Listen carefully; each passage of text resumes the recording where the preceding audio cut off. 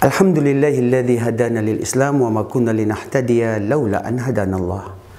Usang katauhan, lalong-lalo na po sa mga kamusliman. Batid nyo ba itong buwan ng Ramadan ay pinili ito ng Allah subhanahu wa ta'ala sa lahat ng mga buwan? Dahil itong buwan na ito ay buwan ng pagbabalik loob. Buwan na napakamaraming biyaya na ibibigay ng Allah subhanahu wa ta'ala.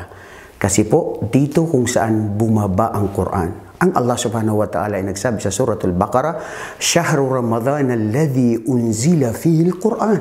Ito ang buwan ng Ramadan na kung saan dito ibinaba ng Allah subhanahu wa ta'ala ang Quran, ang kanyang perpektong salita, ang kanyang gabay sa sangkatauhan sa pamamagitan ni Jibril at ibinaba ito kay Propeta Muhammad.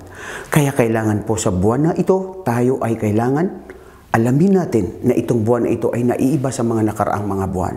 Kung ang mga nakaraang buwan tayo ay nagiging pabaya o ginagawa natin pagsunod minsan sa sarili natin, itong buwan na po ay kailangan pigilin natin ang anumang mga bagay na ito ay pinagbabawal ng Islam.